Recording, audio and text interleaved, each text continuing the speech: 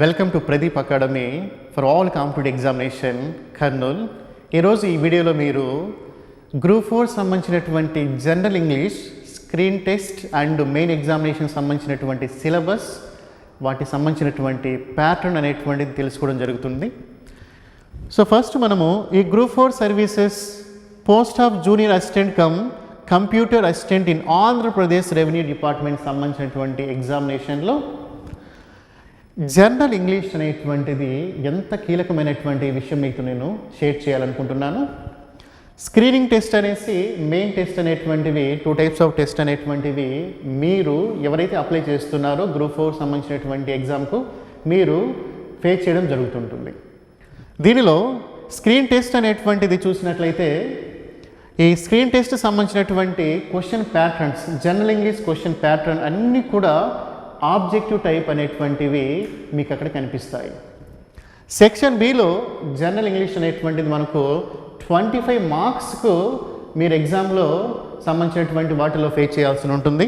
దీనికి ఎంత టైం ఇస్తారంటే మనకు ఈ 25 క్వశ్చన్స్ని ఆన్సర్ చేయడానికి 25 మినిట్స్ మనకు టైం ఇస్తారు.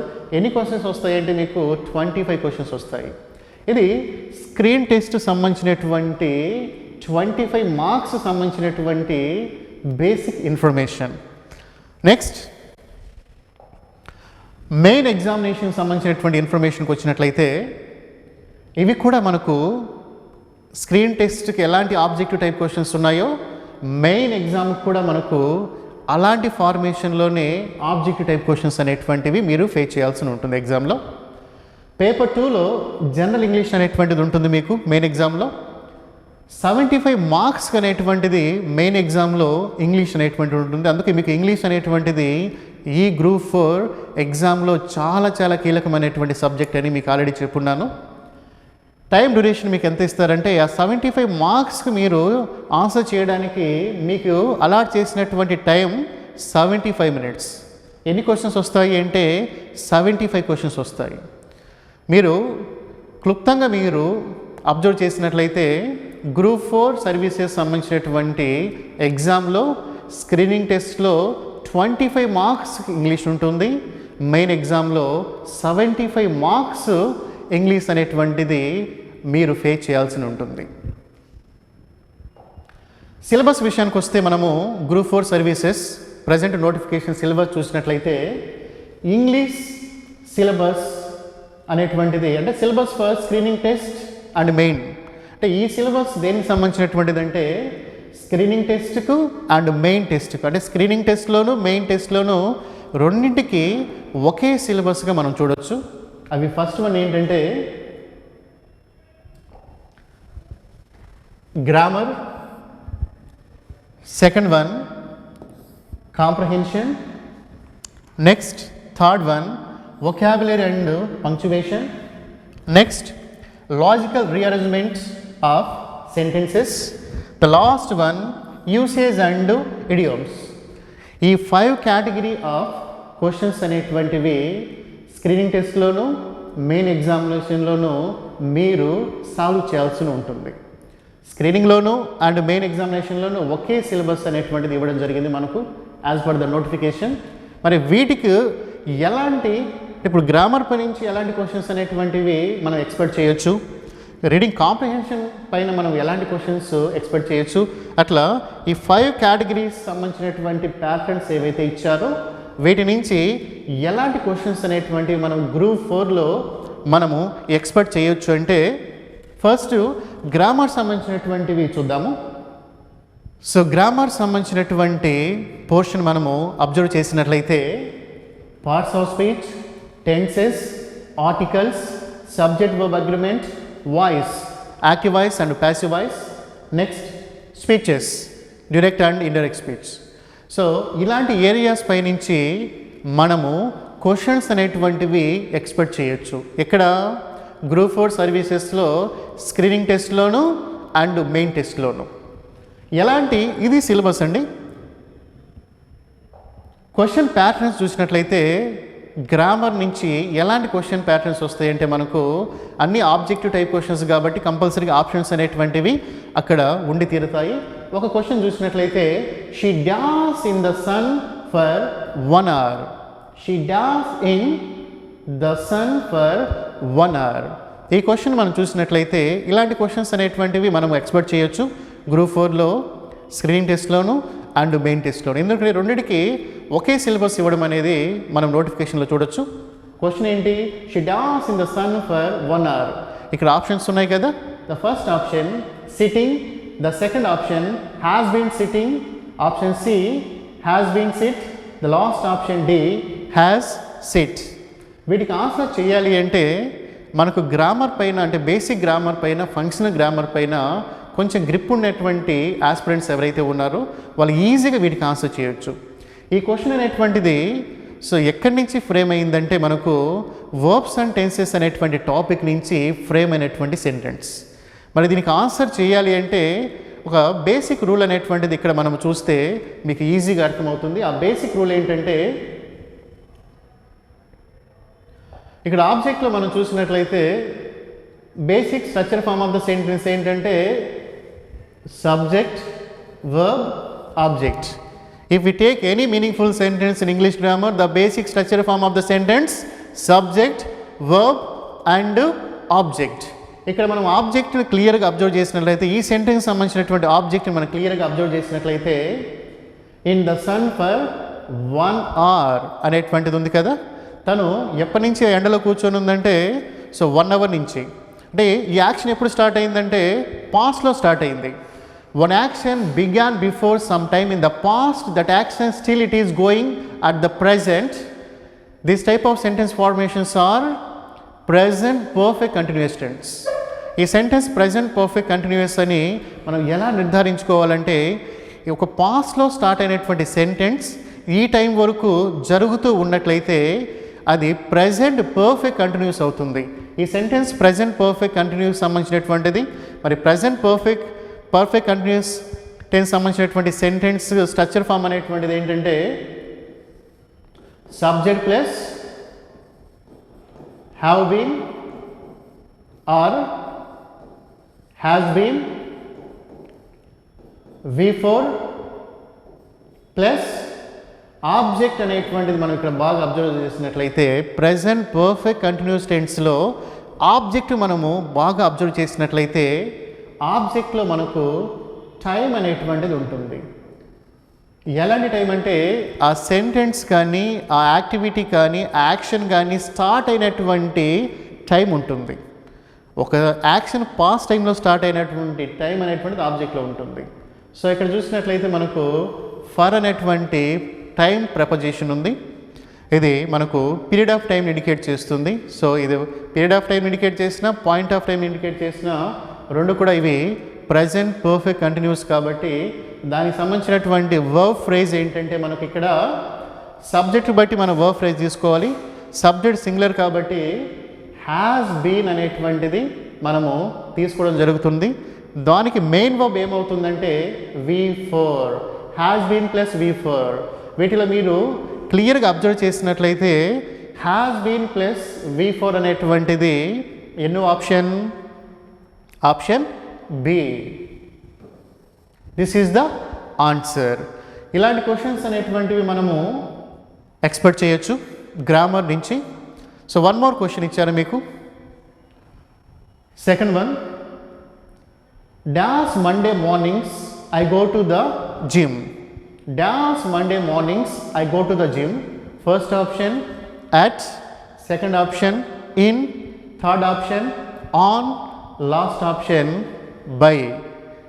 ఈ సెంటెన్స్ ఫార్మేషన్ అనేటువంటిది గ్రామర్ రిలేటెడ్ టాపిక్స్ అయినటువంటి ప్రపోజిషన్ అంటే parts of speech. 6th classification of parts of speech ఏంటంటే ప్రపోజిషన్. సో ప్రపోజిషన్ నుంచి తీసుకున్నటువంటి సెంటెన్స్ ఇది. 4 ఆప్షన్స్ ఉన్నాయి కదా. మరి దీనికి కరెక్ట్ ఆన్సర్ ఏంటంటే మండే అనేటువంటి వర్డ్ ఉంది కదా ఇక్కడ. So preposition on used before name of the days. Monday అనేటువంటిది నేమ్ ఆఫ్ ద డేస్ కాబట్టి అకార్డింగ్ టు ద రూల్ ఏంటి, on, preposition on used before name of the days. So Monday is one of the name of the days కాబట్టి ఇక్కడ మనము ఏ option అనేటువంటిది తీసుకుంటామంటే option C, on Monday mornings I go to the gym. ఇలాంటి questions అనేటువంటివి మనము group 4 సంబంధించినటువంటి screening test and main test grammar అనేటువంటి ఓకే ప్యాటర్న్ నుంచి మనము ఇలాంటి క్వశ్చన్స్ అనేటువంటివి ఎక్స్పెక్ట్ చేయొచ్చు. సో నెక్స్ట్, సో గ్రామర్ తర్వాత మనకు ఇడియోమాటిక్ ఫ్రేజెస్ అనేటువంటివి కూడా మనకు సిలబస్లో ఇచ్చారు. మరి ఇడియోమాటిక్ ఫ్రేజెస్ గురించి ఎలాంటి క్వశ్చన్స్ అనేటువంటివి మనం ఎక్స్పెక్ట్ చేయొచ్చు అంటే రెండు టెస్ట్లో కూడా స్క్రీనింగ్ టెస్ట్లోను మెయిన్ టెస్ట్లోను ఇలాంటి కొన్ని క్వశ్చన్స్ అనేటువంటివి మనము అక్కడ ఎక్స్పెక్ట్ చేయొచ్చు. Coming to the usage and idiomatic phrases, ఇక్కడ డైరెక్షన్ మీకు ఏమని ఇస్తాడంటే, సో నీట్గా అక్కడ మీకు డైరెక్షన్ ఇస్తాడండి. ఈ కాంపిటేటివ్ ఎగ్జామినేషన్స్లో మీరు ఏం చేయాలి అనేటువంటిది నీట్గా అక్కడ డైరెక్షన్ ఇస్తాడు. ఈ అండర్లైన్ చేసినటువంటి పార్ట్ ఆఫ్ ద సెంటెన్స్ మీరు బాగా అబ్జర్వ్ చేసినట్లయితే identify the meaning of the idiom, identify the meaning of idiom అనేసి ఇక్కడ నెక్స్ట్ అంటే remaining part of the sentence put in double inverted commas, remaining part of the sentence double inverted కామర్స్లో ఇవ్వడం అనేటువంటిది చూడొచ్చు మనం. ఎక్కడి నుంచి డబుల్ ఇన్వర్టెడ్ కామర్స్లో ఉందంటే ఏ బెడ్ ఆఫ్ రోజెస్. ఇక్కడ ఇడియోమ్ ఏంటంటే ఆ బెడ్ ఆఫ్ రోజెస్ అనేటువంటిది ఇడియోమ్. అది దీనికి సంబంధించినటువంటి ఎక్స్ప్లెనేషన్, దాని యూసేజ్ అనేటువంటివి ఈ 4 ఆప్షన్స్లో ఒకటై ఉంటుంది. మరి ఈ 4 ఆప్షన్స్ ఒకసారి చదువుదాము, మరి ఏ ఆప్షన్ దానికి రిలేటెడ్గా ఉందో చూద్దాము. ఫస్ట్ ఆప్షన్ ఏమి ఇచ్చారంటే an easy situation, second option A fragrant place, third one a tough option, last one and impossible situation. A bed of roses అనేటువంటి దానికి యూసేజ్ ఏంటంటే మనకు ఇక్కడ 1 by 1 చూద్దాము మనము. సో ఇక్కడ చూస్తే అది ఈజీ సిచ్యువేషన్, ఏ ఫ్రాగ్రెంట్ ప్లేస్, ఇవన్నీ కూడా మనకు అర్థమవుతున్నాయి. బి అనేటువంటి ఆప్షన్ ఒక్కటి ఇక్కడ ఫ్రాగ్రెంట్ ప్లేస్ అంటే ఏంటంటే సువాసన, ఏ స్వీట్ స్మెల్ అనేటువంటి మీనింగ్ వస్తుంది. ఏ ఫ్రాగ్రెంట్ అంటే స్వీట్ స్మెల్, సువాసన కలిగినటువంటి అనేటువంటి మీనింగ్ వస్తుంది మనకు ఇక్కడ. ఈ 4 చూసినట్లయితే ఏ బెడ్ ఆఫ్ రోజెస్ అనేటువంటి ఇడియోమాటిక్ ఎక్స్ప్రెషన్కి పర్ఫెక్ట్ యూసేజ్ ఏంటంటే an easy situation, an easy situation. So first option is the perfect usage for ఆ బెడ్ ఆఫ్ రోజెస్. మనం కొన్ని ఈజీ సిచ్యువేషన్స్ అనేటువంటివి మనము చెప్పినప్పుడు అలాంటి వాటిలో ఆ బెడ్ ఆఫ్ రోజెస్ అనేటువంటి ఇడియోమాటిక్ ఎక్స్ప్రెషన్స్ అనేటువంటివి జనరల్గా యూజ్ చేస్తుంటాం. సో ఇలాంటి క్వశ్చన్స్ అనేటువంటివి మనము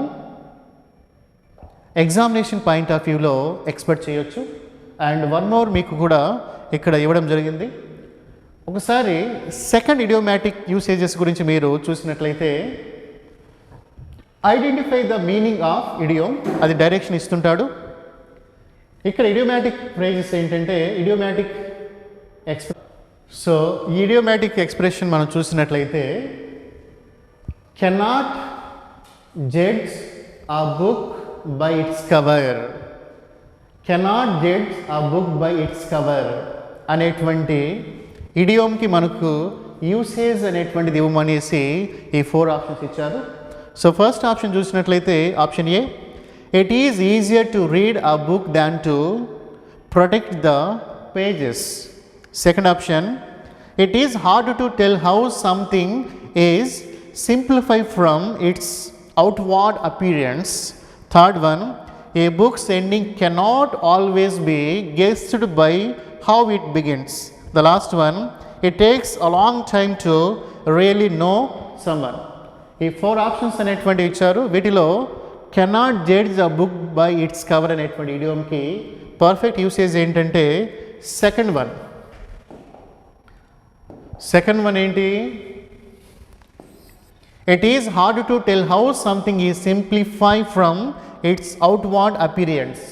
ఎవరినైనా మనము బయట అపీరియన్స్ని బట్టి మనము వాళ్ళని అంచనా వేయకూడదు అనేటువంటి ఓకే ఆ ఇడియోమాటిక్ సంబంధించినటువంటి యూసేజ్ రైట్. సో ఇలాంటి ఇడియోమాటిక్ ఎక్స్ప్రెషన్స్ను ఇడియోమాటిక్ ఫ్రేజెస్ని ఇలాంటి ఇడియోమ్స్ని మనము గ్రూప్ 4 సర్వీసెస్లో స్క్రీనింగ్ టెస్ట్లోను మెయిన్ టెస్ట్లోను రెండిట్లో కూడా మనము ఇలాంటి క్వశ్చన్స్ అనేటువంటి మనము ఎక్స్పెక్ట్ చేయొచ్చు. సో నెక్స్ట్ సిలబస్ ప్యాటర్న్కి వచ్చినట్లయితే రీఅరేంజ్మెంట్ ఆఫ్ సెంటెన్సెస్ అనేటువంటిది మనకు ఇచ్చినటువంటి సిలబస్లో ఇది కూడా మనకు one of the parts rearrangement of sentence. ఏంటి రీఅరేంజ్మెంట్ అంటే జంబుల్డ్ సెంటెన్సెస్ అనేటువంటిది ఇక్కడ ఇవ్వడం జరుగుతుంది. ఇక్కడ డైరెక్షన్ ఒకసారి మనము రేట్ చేసినట్లయితే rearrange the following groups of words and phrases to form meaningful sentences. ఇక్కడ జంబుల్ ఫార్మేషన్లో ఇచ్చినటువంటి సెంటెన్స్ నెంబర్స్ కూడా ఇచ్చారు 1 2 3 4 5.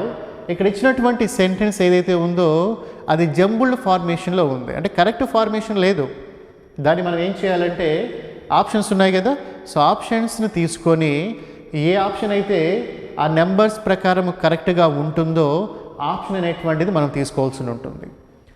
సో ఒకసారి మనం చూసినట్లయితే are machines to think robots that use a computer brain అనేటువంటి జంబుల్డ్ ఫార్మేషన్ సెంటెన్స్ ఇచ్చారు. దీనికి first option 3 1 4 5 2, second option 3 4 1 2 5, option C 1 3 5 2 4, last option D 2 4 5 3 1. ఇలాంటి 4 ఆప్షన్స్ ఆ ఫార్మేషన్ ఇచ్చారు. ఫస్ట్ మనం ఒకసారి చూద్దాము.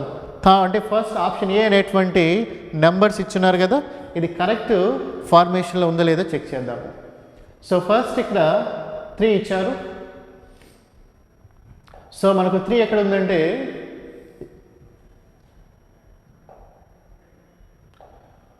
So this is the third one. So first option ప్రకారం మనం చూసినట్లయితే రోబోట్స్. తర్వాత ఓకే నెక్స్ట్ దానికి కంటిన్యూషన్ ఏమి ఇచ్చారంటే 1 ఇచ్చారు, ఆర్ మెషిన్స్. నెక్స్ట్ ఆర్ మెషిన్స్కు కంటిన్యూషన్ ఏంటంటే 4 that use.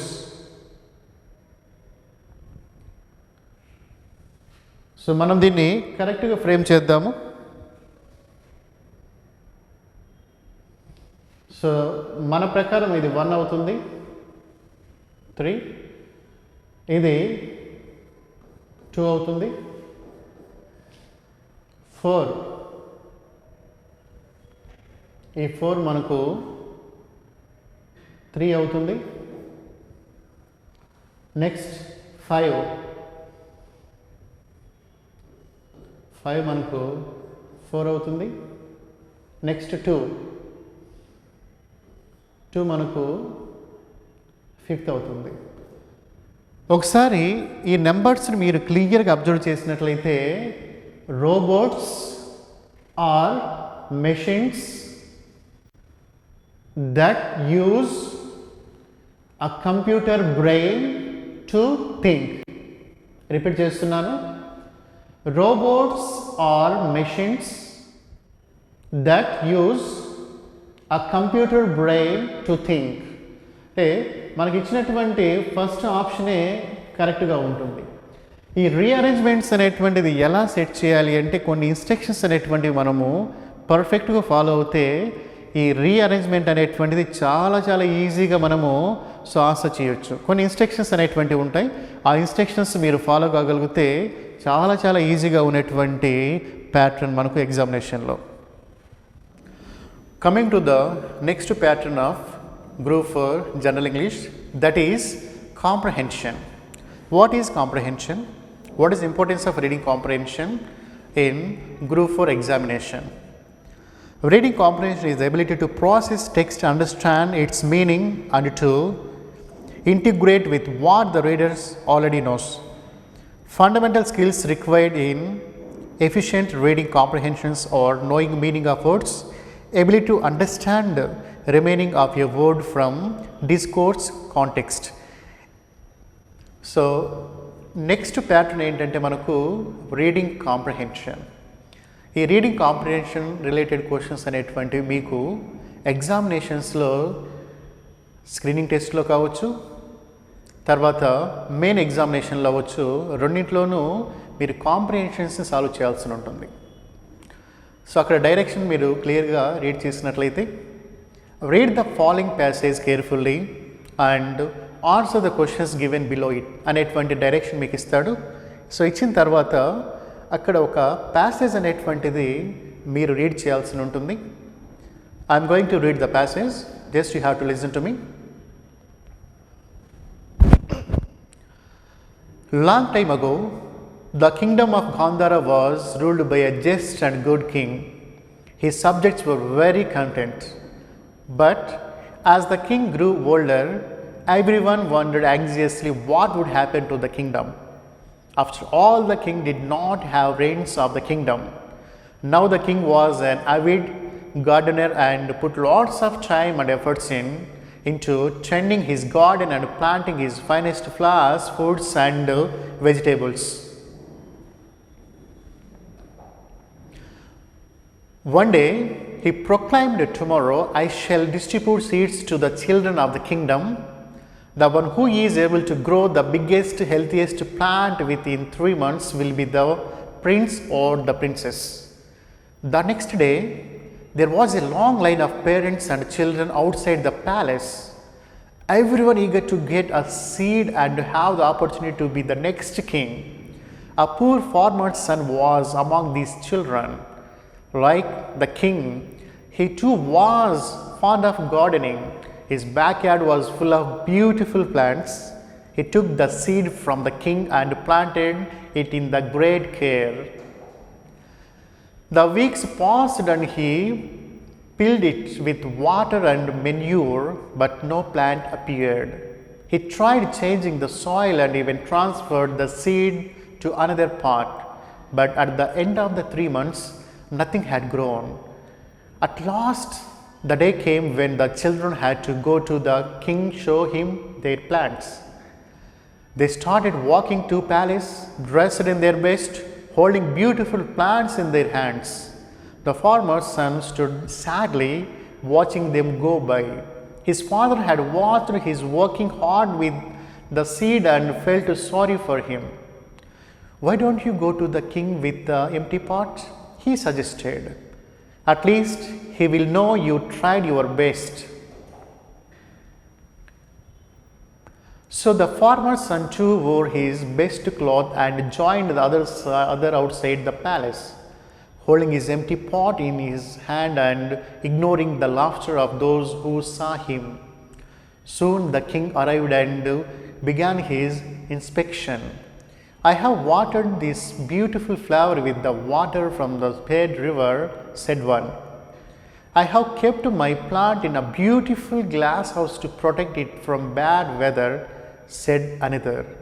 "I have spent all my spare time caring for this plant," said a third. Thus the children came forward one by one, holding flowers of different shades which were both beautiful and healthy. The king, however, did not look happy. At the end of the line stood the farmer's son, and when the king reached him, he stopped in surprise. "Child, why have you come with an empty pot? Could you not grow anything?" The boy looked down and said, "Forgive me, Your Highness. I tried my best. I gave it the best soil and manure I had, but the plant would not grow." The king's face broke into a smile. He enveloped the farmer's son in his arms and announced, "Here is the crown prince. I had given everyone roasted seeds which would never grow. I wanted to see which child would admit he or she had not been able to grow anything. Only this boy told the truth. I am sure he will rule our kingdom with integrity." and that was what happened. When the king grew old and died many years later, the farmer's son, who had learned everything from him, came to the throne and ruled Gandhara justly. So this is the story. I hope you understood this story.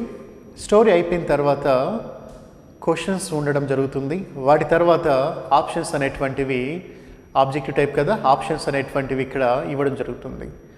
So మనము coming to the questions and options. The first question is, why did the king choose the farmer son as Gandhara's future king? ఈ questions విషయానికి వచ్చినట్లయితే మనం కొన్ని క్వశ్చన్స్కి answers అనేటువంటివి డైరెక్ట్గా ప్యాసేజ్లోనే ఉంటాయి. కొన్ని క్వశ్చన్స్కి ఆన్సర్స్ అనేటువంటివి ఆ ప్యాసేజ్ మనకు అర్థమైతే ఆన్సర్స్ అనేటువంటివి మనము కరెక్ట్గా ఇవ్వగలుగుతాం. ఇలాంటి డిఫరెంట్ లాజికల్ రిలేటెడ్ క్వశ్చన్స్ అనేటువంటివి ఇక్కడ మనం చూడొచ్చు. The first question, why did the king choose the farmer son as Gandhara's future king? The first option is, the king realized that he had a good character and would make a worthy ruler.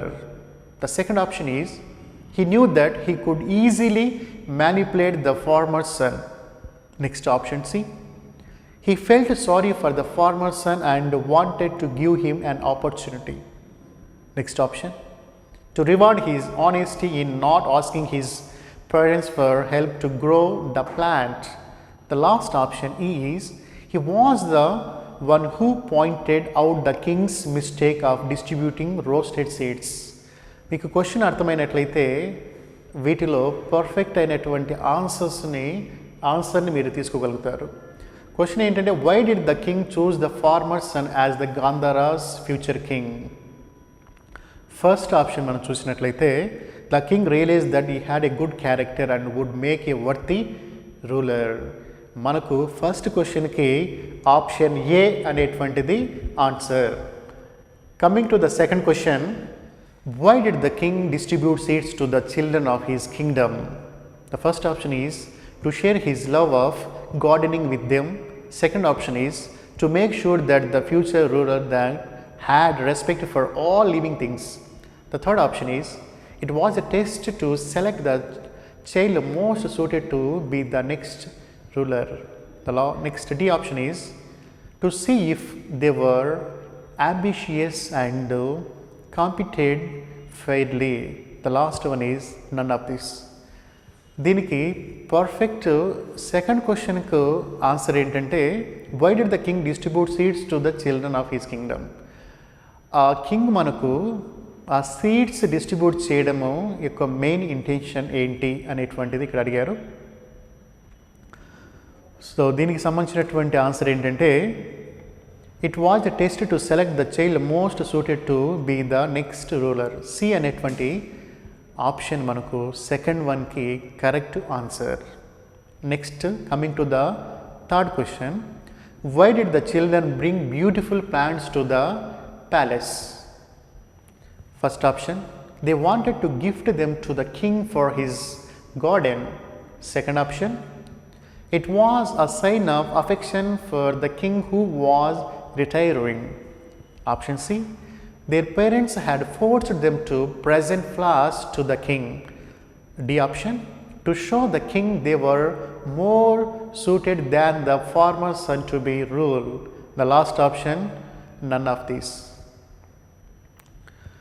మీరు ఒకసారి question ఇక్కడ అర్థమైనట్లయితే, why did the children bring beautiful plants to the palace? First మనం చూసినట్లయితే, they wanted to be gift them to the king for his garden. ఇది wrong option. It was a sign of affection for the king who was retiring. ఇది కూడా దీనికి సంబంధించినటువంటి answer కాదు. Their parents had forced them to present flowers to the king. ఇది కూడా suitable option కాదు.